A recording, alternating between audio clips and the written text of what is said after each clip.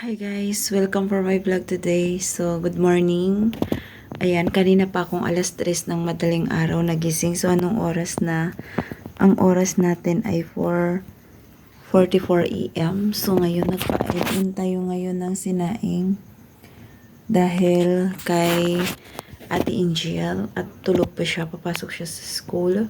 So, alas 3 pa ako gising, nagdadadakot na ako ng tae ng aso.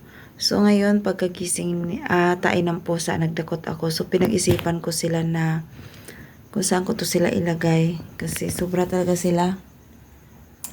Ayan sila mga tulog. Ayan sila mga idolo. Ayan mga tulog. Ayan. Bukod pa yung nandun sa kwarto ni Angel na nanay si Mingay ng anak, 3 baby. So, laging tumatay sa kwarto, lagi ako sumusuot. So, ang isipin ko dito muna ay balak ko muna silang ikulong. Then, pagkatapos nito, maglinis ako, maghugas kasi hatid ko si Angel sa school. Pagbalik ko, mamalingki na ako. Ang dami kong gagawin today. Dahil nga, nakita nyo naman yung lagi kong vlog, lagi kong update na pinagawa ko na yung kubo ko. So, mabuo lang yung hollow block. Then, mabubungan. Pwede na kami lumipat ni Angel kahit tupalo na lang yung mga sahig. Uunahin na lang pagsahig yung kwarto. Kahit saka na yung labas.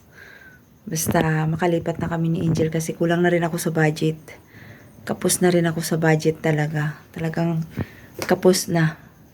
Sobrang na ako sa budget. So, yun ang gagawin natin. Kahit lupa pa yung apakan namin ni Angel ay lilipatan na namin. So, dahan-dahanin lang namin gawa ng wala din kami pera. So, ngayon guys, eto, patuloy tayo ngayon. Ayan, magandang umaga. So, subaybayan niyo po lagi ang aking vlog dahil hindi na po ako nakapag-live.